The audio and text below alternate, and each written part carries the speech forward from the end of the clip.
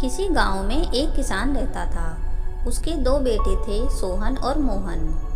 किसान बूढ़ा हो चुका था, इसलिए उसने अपनी जमीन दोनों बेटों में बराबर बराबर बांट दी। एक दिन किसान अपने दोनों बेटों को बुलाकर कहता है, आ गए तुम दोनों। बेटा, मैं तीर्थ यात्रा पर जा रहा हूँ। अब तुम दोनों मेहनत से खेती करना। तीर्थ यात्रा से आने के बाद मैं देखूंगा कि तुम दोनों में से किसके खेतों में पैदावार अच्छी हुई है। यह कहकर किसान तीर्थ यात्रा पर चला जाता है।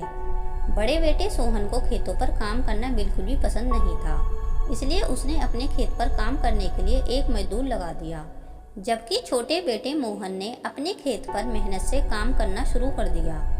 वह सही समय पर खेतों में बुआई निराई करता और सही समय पर पानी भी लगाता था। मोहन की मेहनत उसके खेत में अच्छी फसल के रूप में दिखाई देने लगती है। किसान का बड़ा बेटा सोहन अपने खेत पर जाकर यह तक नहीं देखता कि वह मजदूर किस तरह से काम कर रहा है और उसे खेती के लिए क्या चाहिए। एक दिन सोहन अपने छोटे भाई मोहन के खेत के पास से गुजरता है।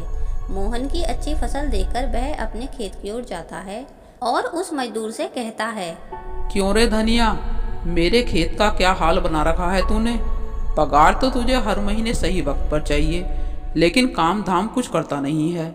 पूरे दिन क्या सोता रहता है जो मेरी सारी फसल सूखी पड़ी है। मालिक, मैंने आपसे कहा था कि खेतों को पानी लगाना है, पर आपने मेरी बात नहीं मानी, जिसकी वजह से सारी फसल सूख गई है। इसमें मेरी कोई गलती नहीं है। काम चोर, जवान लड़ाता है। एक तो चोरी, ऊपर से सीना जोरी। जा भाग यहाँ से, मैं किसी और को काम पर रख लूंगा। धनिया वहां से चला जाता है। सोहन के बुरे बर्ताव की वजह से कोई भी उसके खेत पर काम करने के लिए तैयार नहीं होता है, जिसकी वजह से उसकी सारी फसल बेकार हो जाती है। अपना खर्चा चलाने के लिए सोहन गांव के लोगों से पैसे उधार लेना शुरू कर देता है। धीरे धीरे उस पर बहुत सारे लोगों का कर्जा चढ़ जाता है। वहीं दूसरी तरफ मोहन की मेहनत रंग लाती है। उसके खेत में बहुत अच्छी पैदावार होती है। अच्छी पैदावार होने की वजह से मुनाफा भी खूब होता है। कुछ दिनों के बाद किसान तीर्थ यात्रा से लौटकर आता है। वह अपने बड़े बेटे सोहन की हालत देखकर दंग रह जाता है। पिता के पूछने पर सोहन अपना दुखड़ा रोते हुए कहता है, पिताजी, मेरी सारी फसल खराब हो गई है और अब मैं दाने दाने के लिए मोहताज हो गया हूँ। तभी किसान का छोटा बेटा मोहन अपने हाथ में कुछ पैसे लेकर आता है।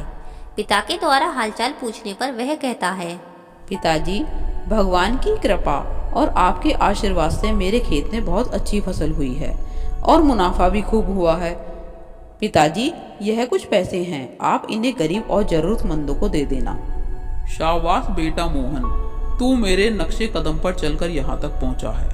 तभी किसान का बड़ा बेटा सोहन कहता है, पिताजी, आपने मुझे और मोहन को बराबर बराबर जमीन दी थी। मोहन के तो बारे से न्यारे हो रहे हैं, पर मेरी हालत इतनी बदतर कैसे हो गई। बेटा सोहन, तेरे छोटे भाई ने मेहनत की और उसका फल उसे मिला, पर तूने मेहनत करना तो दूर, कभी खेत पर जाकर यह भी न देखा कि तेरी फसल कैसी है, उसे खाद पानी चाहिए या नहीं। बेटा, थाली में रखा खाना भी बिना हाथ लगाए मुंह में नहीं जाता। यह तो खेती ठहरी। बेटा, खेती बड़ी मेहनत से होती है।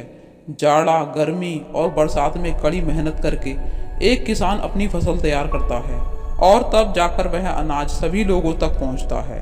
बेटा, जिंदगी में अगर कुछ करना है तो मेहनत करना सीख। मेहनत का फल बहुत मीठा होता है।